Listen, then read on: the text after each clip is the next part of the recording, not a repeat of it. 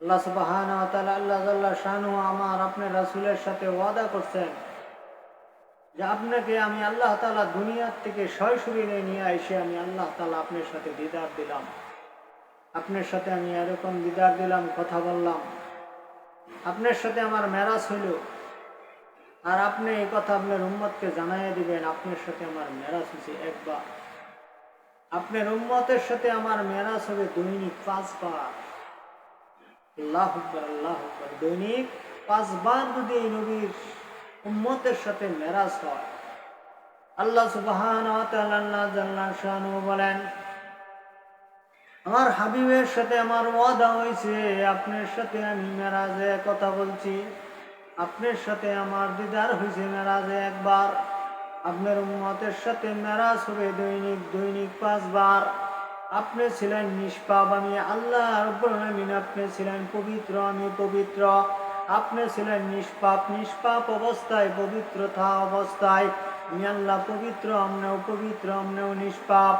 আপনি এরকম ভাবে গুনাহ নাই, নিষ্পাপ, বা আমনের সাথে আমার দিদার হয়েছে, আপনার উম্মতের সাথেও আমার দিদার হবে। আপনার উম্মত যদি নিষ্পাপ না থাকে, আপনার উম্মত যদি গুনাহগার থাকে, আপনার উম্মতের সাথে আমার কি করে মেরাজ হয়? এই জন্য আল্লাহ সুবহানাহু ওয়া তাআলা আল্লাহ জাল্লা শানুহু বলেন, ফেরেশতারা রে, আমি আমার হাবিবের সাথে ওয়াদা করে বলাইছি, ও আমার হাবিব, আমার হাবিবের সাথে ওয়াদা করা হয়েছে, আপনার উম্মতের সাথে দৈনিক নিয়ে এরকম ভাবে আমার সাক্ষাৎ হবে, আমার দিদার হবে 5 বার। আপনার উম্মতের সাথে এরকম ভাবে দিদার করতে গেলে আপনার উম্মত যদি গুনাহগার থাকে, তাইলে আপনার উম্মতের সাথে, অপবিত্র উম্মতের সাথে আমি আল্লাহ পবিত্র দিদার করতে পারি না। আপনার উম্মত গুনাহগার থাকলে আমি আপনার উম্মতের সাথে আমি এরকম দিদার করতে পারি না। এই জন্য আপনার উম্মতের গুনাহগুলো নিয়ে আইরা যখন যাই নামাজের মধ্যে মসজিদের ভিতরে ঢুকাইরা যখন এরকম হাত দুটো উঠাইয়া যখন মাত্র বলতে থাকবে আল্লাহু আকবার কইয়া নিয়ত বান্দার জন্য, নামাজের নিয়ত বান্দার জন্য হাত যখন তুলতে থাকবে, হাত তোলার এরকম আগে আগে আমি আল্লাহ সুবহানাহু ওয়া তাআলা আল্লাহ জাল্লা শানুহু ফেরেশতাদেরকে ঘোষণা দেব, ফেরেশতারা এখনই তো আমার এই বান্দার সাথে, নবীর সাথে ওয়াদা হওয়ার কারণে আমার দিদার হবে, আমার সাক্ষাৎ হবে। এখন আমি যে দিদার করব, গুনাহগারের সাথে, অপবিত্রের সাথে আমার দিদার হতে পারে না। এই জন্য ফেরেশতারা আর জীবনের যত গুনাহ আছে, এই গুনাহগুলো তুমি মাথার মধ্যে করে নিয়ে এরকম দাঁড়ায়া থাকো। আল্লাহু আকবার, আল্লাহু আকবার।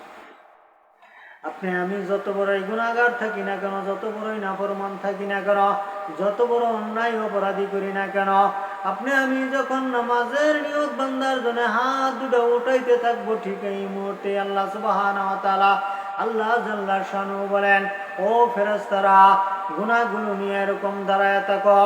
আর গুনাহগুলো নিয়ে তোমরা দাঁড়ায় থাকার কারণে আমার এই বান্দা থাকবে নিষ্পাপ, আমার এই বান্দার কোনো গুনাহ নাই।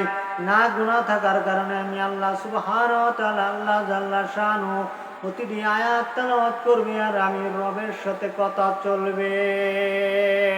আল্লাহু আকবার, আল্লাহু আকবার। আপনি যখন এরকম ভাবে আলহামদুলিল্লাহ রাব্বিল আলামিন উচ্চারণ করবেন, রবের সাথে কথা হইতেছে, রবের সাথে এরকম কথা চলতেছে, রব কথা আপনার উত্তর দিতেছে, রব আপনার কথা শুনতেছে, কিন্তু আপনার এরকম ভাবে শোনার ক্ষমতাও যদি না থাকে, আপনি যদি নাও শুনতে পারেন, অনুভব যদি নাও করতে পারেন, তবে এই কথা আপনি বিশ্বাস করেন, আমার আল্লাহ শুনে, আমার আল্লাহ জবাব দিতেছে, আমি শুনি না, আমি জবাব এরকম শুনতেছি না, আমি দেখতেছি না, কিন্তু রব আমার কথার জবাব দিতেছে এবং রব আমার সাথে দিদার করতেছে। রবের সাথে আপনার দিদার হইতেছে, আল্লাহর সাথে আপনার দিদার হইতেছে।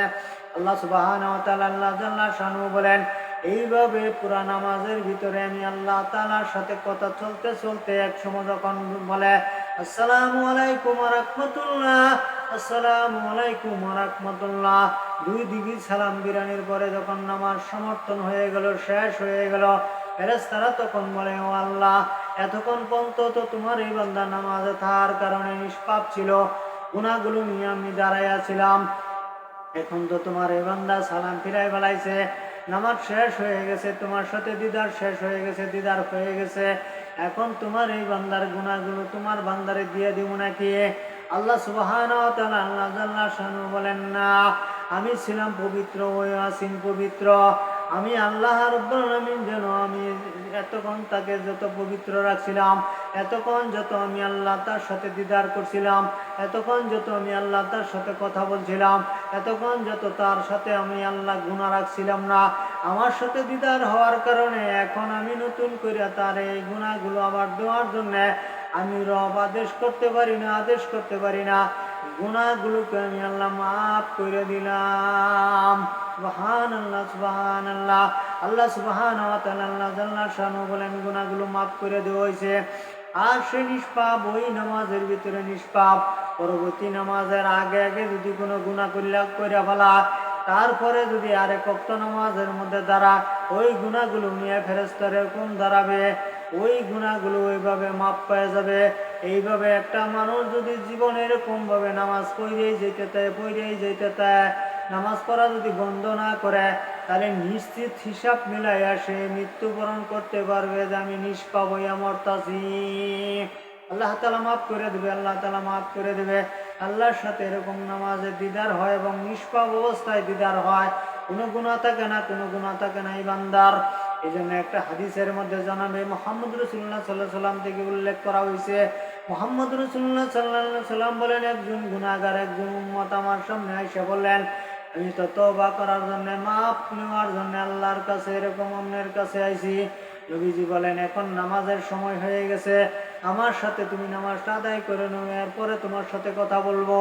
আল্লাহ রসুল জনাবে মুহাম্মদ রাসূলুল্লাহ সাল্লাল্লাহু আলাইহি সাল্লাম কোন মসজিদের ভিতরে মিম্বারের মধ্যে যে ইমামতির জায়গাতে দাঁড়াইলেন, ওই লোকটা রাসূলের পিছনে এরকম নামাজটা পড়লেন। নামাজ শেষে এবার ওই লোকটা বলতেছেন, আমার তওবার ব্যবস্থা করে দেন, আমার মাফের ব্যবস্থা করে দেন। আল্লাহ রসুল জনাবে মুহাম্মদ রাসূলুল্লাহ সাল্লাল্লাহু আলাইহি সাল্লাম বললেন, হে আমার উম্মত, তুমি এবার জবাব দাও, আমি ইমামতি করছিলাম বালা, নামাজ পড়তেছিলাম বালা, পড়াইতেছিলাম বালা, আমার পিছনে কি তুমি সম্পূর্ণ নামাজ পড়ছিলে নাকি? সেই লোকটা বলে, হ্যাঁ পড়ছি। তাহলে আল্লাহ সুবহানাহু ওয়া তাআলা আল্লাহ জাল্লা শানু শুধুমাত্র নামাজ পড়ার কারণে জীবনের গুনাহগুলো তোমার ওই মুহূর্তে আল্লাহ মাফ করে দিছে। আর নতুন করে তোমার তওবা করার দরকার নাই। এটাই এমন নামাজ, এটা এমন নামাজ যে তুমি নামাজটা পড়ার কারণে আল্লাহ তোমার নিষ্পাপ বানায় দিছে, মাফ করে দিছে। এবার জনাবে মুহাম্মদ রাসূলুল্লাহ সাল্লাল্লাহু আলাইহি সাল্লাম এরকম উল্লেখ করলেন, ও সাহাবীরা, যদি এমন একটা জায়গাতে যদি তোমাদের এরকম বাড়ি থাকে, এই বাড়িতে যাওয়ার জন্য দৈনিক 5 বার এরকম নদী পার হয়ে যাইতে হয় এবং এই নদীতে গোসল করে করে যেমন লাগে, তাহলে এবার বলো, দৈনিক 5 বার যদি এই নদী পার হয়ে যাও, গোসল করতে করতে যদি যাও, তাহলে এরপরেও কি শরীরে কোনো ময়লা থাকবে নাকি? সাহাবাই কেরামরা বললেন, না, এরপরেও কোনো ময়লা থাকবে না। তাহলে এরকম দৈনিক 5 বার ওযু কইরা দৈনিক 5 বার নামাজ পড়ার কারণে তোমাদের আমল নামায় কোনো গুনাহ থাকে না, নিষ্পাপ হয়ে যাও, তোমরা নিষ্পাপ হয়ে যাও। আল্লাহ সুবহানাহু ওয়া তাআলা আল্লাহ জাল্লা শানু বলেন, সমস্ত মাখলুকাত নামাজ পড়ে, আমার বান্দাও নামাজ পড়ে, কিন্তু সমস্ত মাখলুকাতের নামাজ আর আমার বান্দার নামাজের মধ্যে আকাশ জমিন ডিফারেন্স আছে। আমার ভাই, এরকম ভাবে গাছ জন্মের থেকে মরণ পর্যন্ত নামাজ পড়ে দাঁড়ানো অবস্থায়, এরকম ভাবে গরু ছাগল নামাজ পড়ে জন্ম থেকে মরণ পর্যন্ত রুকু অবস্থায়, পাহাড় পর্বত গুলো এরকম ভাবে নামাজ পড়ে জন্মের থেকে মরণ পর্যন্ত বসা অবস্থায়, সাপ বিচ্ছু গুলাই এরকম ভাবে জন্মের থেকে নামাজ পড়ে মরণ পর্যন্ত সেজদা অবস্থায়, 4টা প্রাণী এরকম ভাবে 4 কিসিমের মাখলুকাত এরকম ভাবে নামাজ পড়ে জন্মের থেকে মরণ পর্যন্ত এক অবস্থায়। আর মানুষ এই 4 কিসিমের অবস্থায় নামাজ পড়তে পারে। মানুষ প্রথম অবস্থায় দাঁড়ানো অবস্থায় নামাজ পড়তে পারে গাছের আকৃতি, মানুষ রুকুর মধ্যে যায় বালা গরু ছাগলের আকৃতি, মানুষ যখন এরকম ভাবে সাজদায় যায় তখন এরকম জীব জানোয়ারের আকৃতি, এরকম সাপ বিচ্ছুর আকৃতি, মানুষ যখন এরকম বসে পাহাড় পর্বতের আকৃতি। এই জন্য আল্লাহ সুবহানাহু ওয়া তাআলা আল্লাহ জাল্লা শানু বলেন, ওটা সমস্ত মাখলুকাতে নামাজ পড়ে যেই পরিমাণ সওয়াব পায়, আমার বান্দা 2 রাকাত নামাজ পড়ে একাই এই পরিমাণ সওয়াব পায়। সুবহানাল্লাহ। আপনি আমি যদি একা একা এরকম নামাজ পড়ি, ওটা সৃষ্টি জগতের মাখলুকাত মিলাইয়া যেই পরিমাণ সওয়াব পায়, এই পরিমাণ সওয়াব আপনি আমি একা 2 রাকাত নামাজ পড়লে এই পরিমাণ সওয়াব পাবো।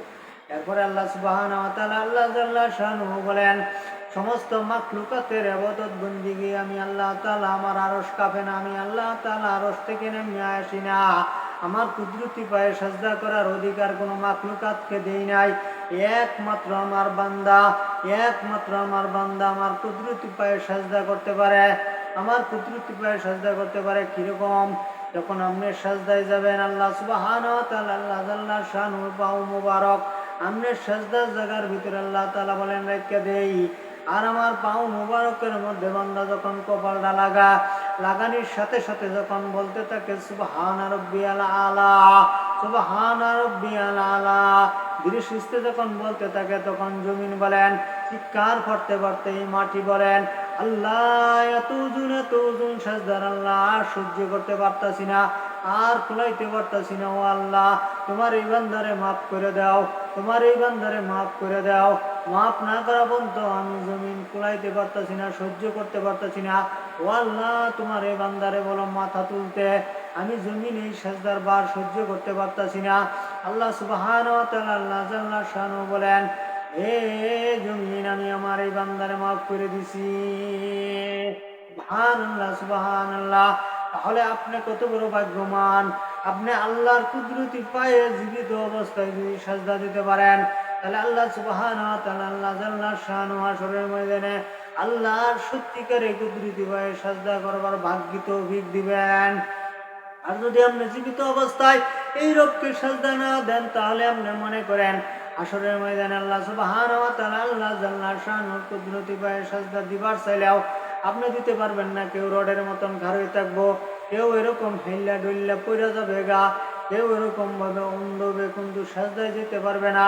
কিন্তু যারা প্রকৃত রবকে সাজদা দিতেন মহব্বত করিয়া, রবের কুদরতি পায়ে প্রকৃত যারা সাজদা দিতে পারতেন, আল্লাহ সুবহানাহু ওয়া তাআলা আল্লাহ জাল্লা শানুহু এরকম আল্লাহর কুদরতি পাও মুবারক যখন বান্দার সামনে হাজির করিয়া যখন এরকম সাজদা দিবার জন্য আল্লাহ তাআলা হুকুম দিবেন, তখন এরকম যারা আল্লাহকে মানতেন, খাস দিলে আল্লাহর ইবাদত বন্দেগী করতেন, তখন তারা এরকম অনায়াসে আল্লাহর কুদরতি পায়ে সাজদায় পড়ে যাবেন। যারা আল্লাহর কুদরতি পায়ে সাজদায় পড়ে যাবেন, এরা আল্লাহর খাস বান্দা হয়ে যাবে, এরা আল্লাহর কাছে সম্মানিত বান্দা হয়ে যাবে। এই জন্য আপনি আমি তওবা করি, আপনি আমি গুনাহ মাফ চাই, আপনি আমি এরকম ভাবে ইবাদত বন্দেগীগুলো করি, এরকম ভাবে দুনিয়ার থেকে যাওয়ার চেষ্টা করি। আল্লাহ তাআলার কাছে আমরা মাফ চাই। আল্লাহ আমাদেরকে তৌফিক দাও, আল্লাহ আমাদেরকে দ্বীনের রাস্তায় কবুল করে নাও, আল্লাহ আমাদেরকে বেশি বেশি আমল করার তৌফিক দাও। এই জন্য আমরা তওবা করি, মাফ চাই। আর আমার এই ভিডিওটা যদি আপনাদের কাছে ভালো লাগে, লাইক, কমেন্ট, শেয়ার, সাবস্ক্রাইব করুন।